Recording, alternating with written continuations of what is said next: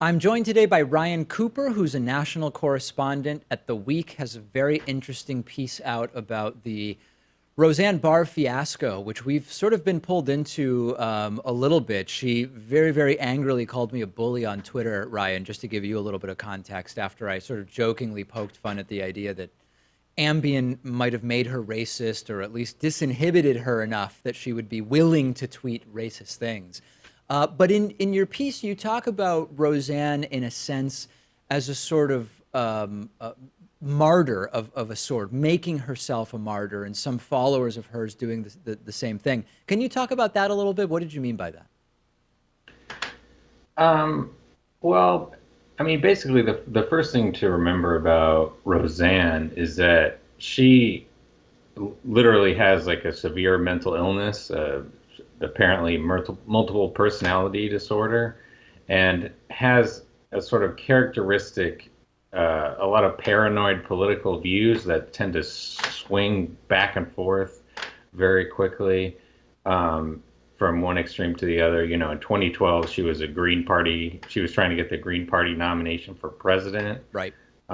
In 2009, she was calling Israel a Nazi state. And now she's a fanatical Zionist and a fanatical Trump supporter.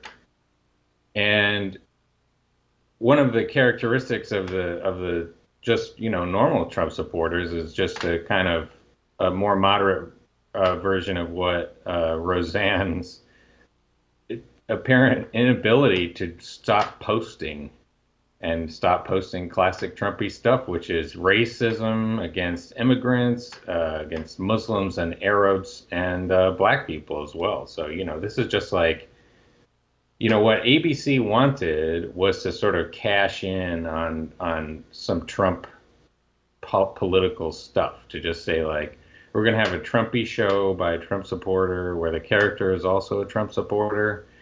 And they got what they were asking for. And the show got great ratings, at least at first. But then, it turns out that that comes with the actual Trump beliefs, one of which is bias racism, and anybody having to do with the Obama administration especially.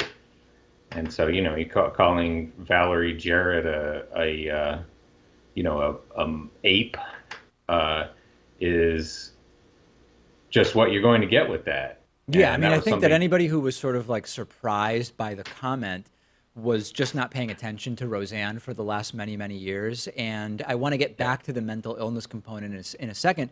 To talk about this from ABC's perspective, my analysis from day one was that neither the reboot of the series nor the firing of Roseanne has any connection to any sort of moral or ethical value judgment of the show, nor of anything that Roseanne did.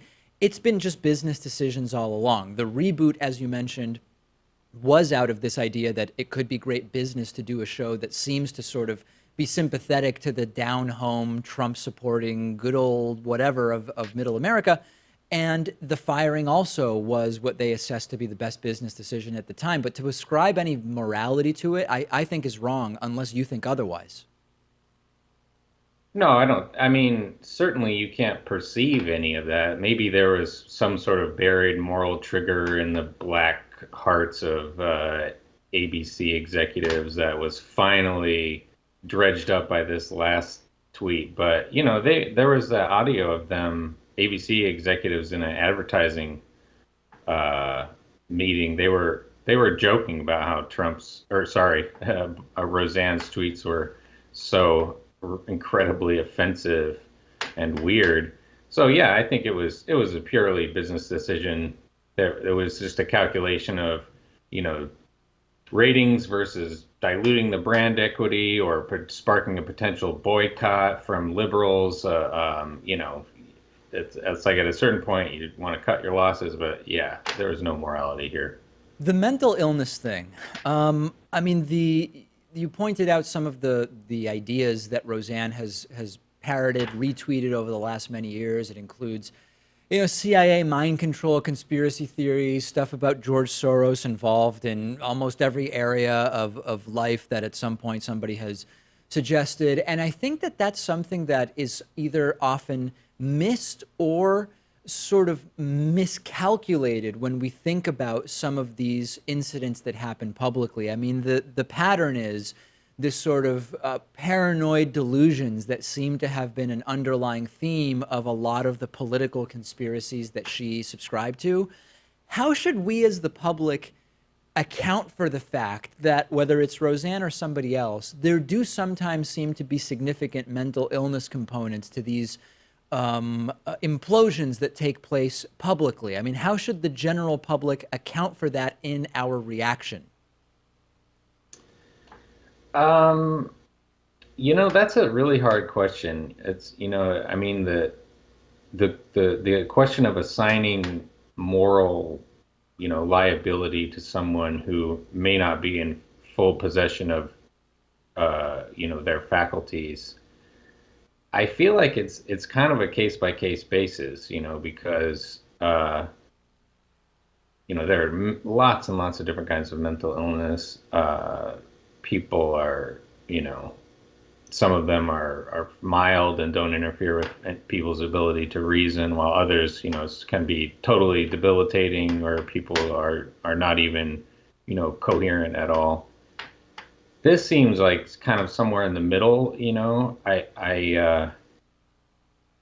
it certainly to me seems like there is an kind of an uncomfortable element of exploitation in this, and that Roseanne, you know, she does, by all accounts, have serious mental illness that may not be being treated properly, and that her wild antics get tons of attention. Um, and ABC, clearly knew about that and was capitalizing on it. And, what she may have needed was not this kind of immense level of celebrity and attention, and more like,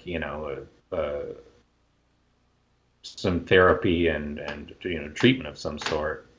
But on the other hand, it doesn't. I mean, obviously, I don't know Roseanne personally. I've never met her or anything like that. But she doesn't seem like someone who is completely senseless. She can still speak, and she certainly seems to have, honestly held awful views about, black people and Arabs and Muslims and George Soros. So I don't know. Ultimately, I guess I would come down as somewhere in the middle, thinking that, Roseanne is not without blame, but it's a bit of an exculpatory factor being unwell in that way. You've, in addition to writing about Roseanne, and we're going to link to your article about that, you've also talked about the intellectual dark web, so-called intellectual dark web a bit, and this sort of free speech warrior movement that is out there. And I think that that's interesting in this story because there is a group of people that like to, or at least first analyze stories through the lens of the so-called battle of ideas, which I have a hard time even saying non-satirically at this point, or through the lens of free speech and censorship. And I found it interesting that some of the individuals who last week applauded the decision of the National Football League to say, you now are not allowed to sit or kneel or not stand basically during the national anthem if you're going to be on the field before a football game, and applauded that decision, are saying that the decision now made by ABC to fire Roseanne is somehow an impingement on her free speech or censorship of comments that she made outside of her employment relationship with ABC or whatever. Fundamentally, aren't these just both cases of private businesses making decisions that they calculate are the right business decisions for them? And that, I guess, let me couch the question this way. Is there any way you can even conceive of in which one might have a different opinion of the NFL decision and the ABC decision? Are there any material differences? I would say it's very similar in one sense, in that yes, these are private businesses.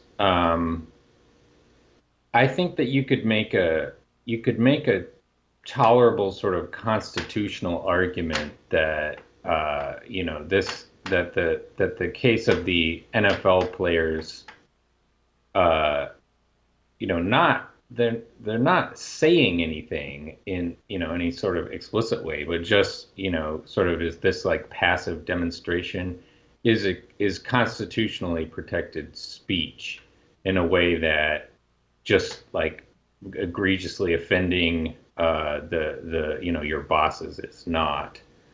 Um, but I mean, I think it goes to the heart, though, of the totally unserious way that this so-called intellectual dark web issue has been treated. You have a bunch of people who, this Jordan Peterson and Dave Rubin and so forth, who are being set up, as these like victims of of oppression. But there's no real kind of attempt to uh, articulate the differences, and systematically investigate the issue of suppressed speech, which is absolutely rampant in this country.